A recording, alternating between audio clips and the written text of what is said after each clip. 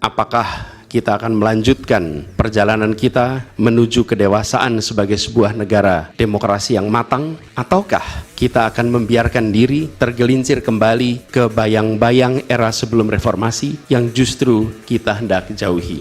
Kita telah menyaksikan berjalannya satu babak penting dalam demokrasi kita bulan lalu, yaitu proses pemilihan umum yang angka suaranya telah diumumkan secara resmi oleh Komisi Pemilihan Umum. Tapi perlu kami garis bawahi dan kita semua sadari bahwa angka suara tak mutlak menentukan kualitas dari demokrasi, tak otomatis mencerminkan kualitas secara keseluruhan.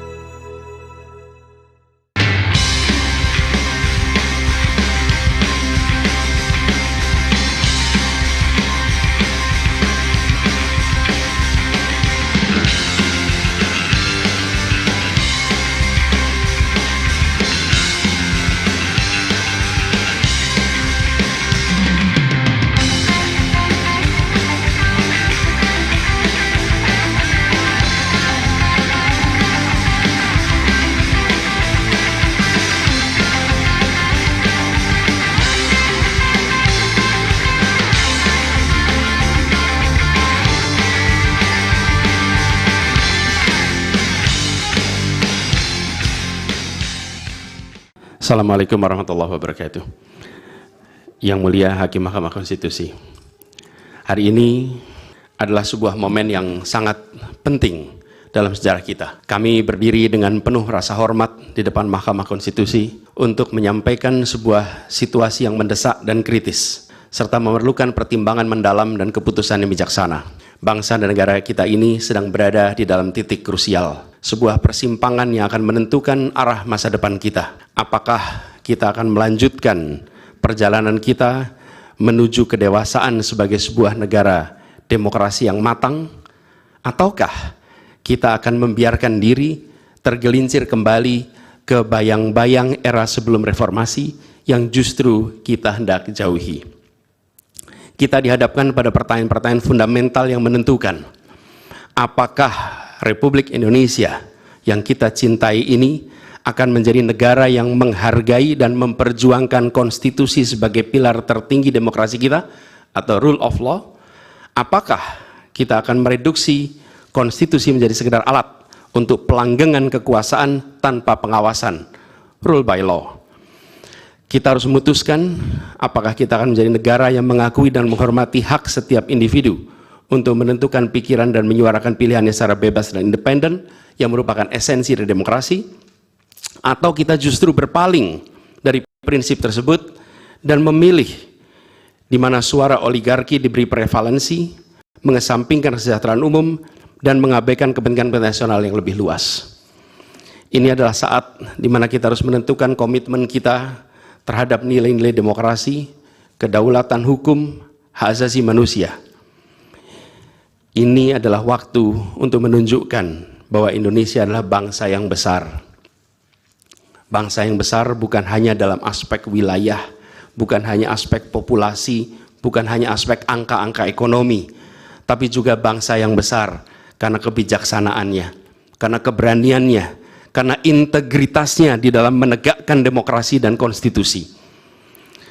Yang mulia Hakim Mahkamah Konstitusi, sejak zaman pra-kemerdekaan, bangsa dan negara kita telah menapaki berbagai persimpangan krusial yang menentukan arah dan nasib bangsa Indonesia. Tidak semua keputusan-keputusan yang dibuat adalah keputusan yang tepat. Sebagian adalah keputusan yang tidak tepat. Dan itu dicatat di dalam sejarah kita. Semua yang terlibat dicatat sebagai bagian dari perjalanan sejarah Indonesia. Karena itu, saat yang berharga ini, kita juga dihadapkan pada kenyataan yang sama. Peristiwa yang sedang berlangsung hari-hari ini akan menjadi bagian dari catatan sejarah perjalanan Republik kita, sebagaimana perjuangan kita sejak pra-kemerdekaan. Ini adalah saatnya bagi kita di persimpangan yang kritis ini untuk mengambil pelajaran dari sejarah, berdiri dengan keberanian moral dan intelektual untuk menentukan masa depan kita dengan keputusan yang akan memperkuat pondasi demokrasi, memperkuat pondasi keadilan di dalam negara kita. Yang mulia Hakim Mahkamah Konstitusi, kita telah menyaksikan berjalannya satu babak penting dalam demokrasi kita bulan lalu, yaitu proses pemilihan umum yang angka suaranya telah diumumkan secara resmi oleh Komisi Pemilihan Umum. Tapi perlu kami garis bawahi dan kita semua sadari bahwa angka suara tak mutlak menentukan kualitas dari demokrasi. Tak otomatis mencerminkan kualitas secara keseluruhan. Setiap tahapan proses pemilihan, mulai dari persiapan awal hingga pengumuman, haruslah konsisten dengan prinsip-prinsip kebebasan, kejujuran, keadilan. Dan prinsip-prinsip ini bukan formalitas, ini bukan sekedar ada di teks, tapi ini pondasi esensial yang harus dijaga untuk membangun dan memelihara sistem demokrasi yang sehat, yang stabil, dan yang berkelanjutan.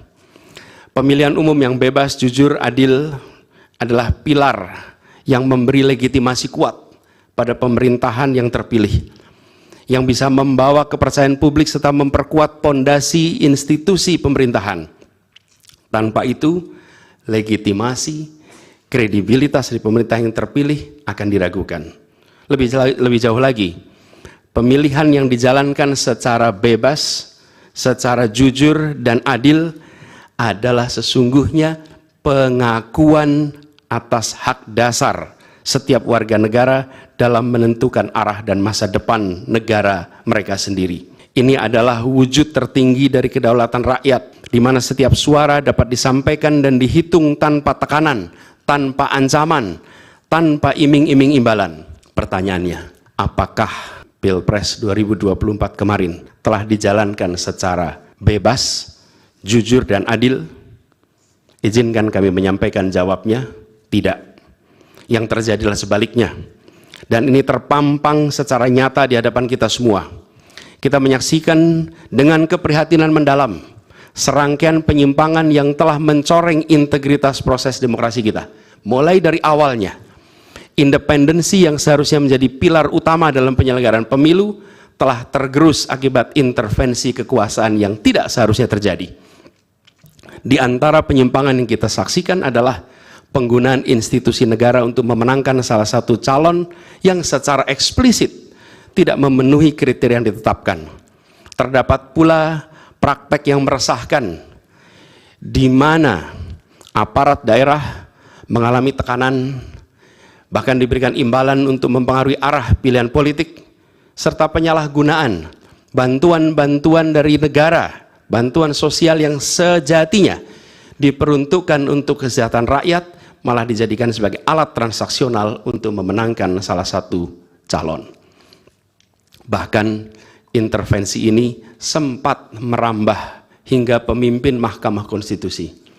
Ketika pemimpin Mahkamah Konstitusi yang seharusnya berperan sebagai jenderal benteng pertahanan terakhir menegakkan prinsip-prinsip demokrasi terancam oleh intervensi, maka pondasi negara kita, pondasi demokrasi kita berada dalam bahaya yang nyata. Lebih jauh lagi, skala penyimpangan ini tidak pernah kita lihat sebelumnya, Yang mulia.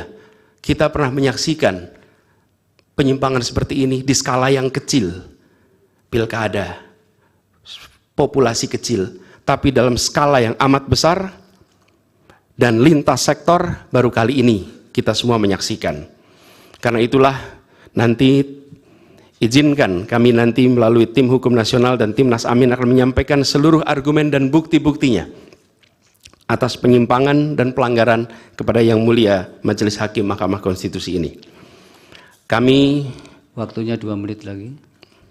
Yang Mulia Hakim Mahkamah Konstitusi yang kami hormati, kami muliakan.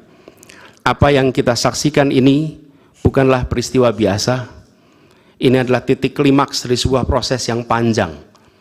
Penggerogotan atas demokrasi, di mana praktek-praktek intervensi dan ketaatan pada tata kelola pemerintahan secara pelan-pelan tergerus.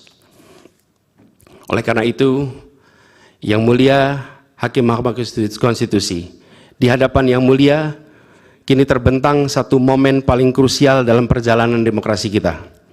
Di pundak Yang Mulia terpikul tanggung jawab yang amat besar untuk menentukan arah masa depan demokrasi kita.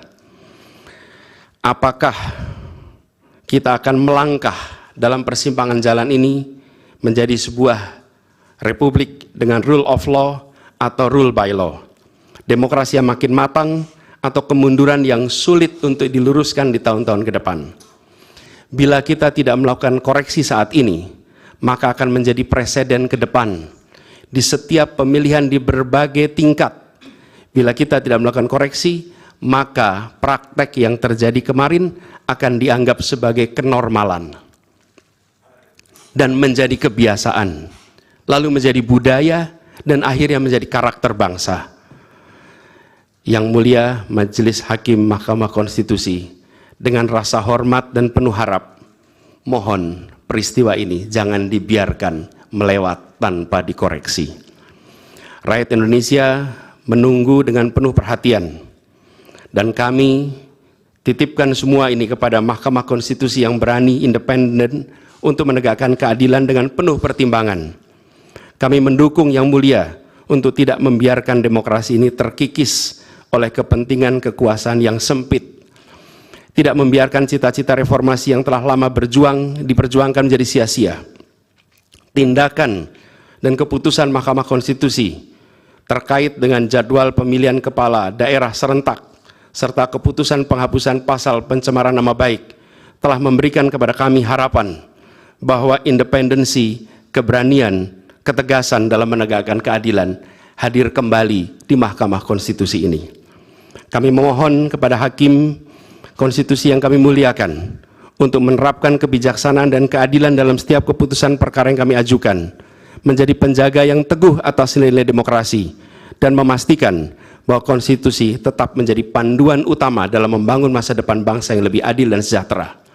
Semoga sejarah mencatat dan menjadi saksi atas dedikasi dan komitmen yang mulia untuk mempertahankan integritas dan martabat demokrasi dan konstitusi kita. Kepada Hakim Mahkamah Konstitusi yang kami muliakan, harapan besar dan tinggi itu kami titipkan. Terima kasih. Assalamualaikum warahmatullahi wabarakatuh. Waalaikumsalam.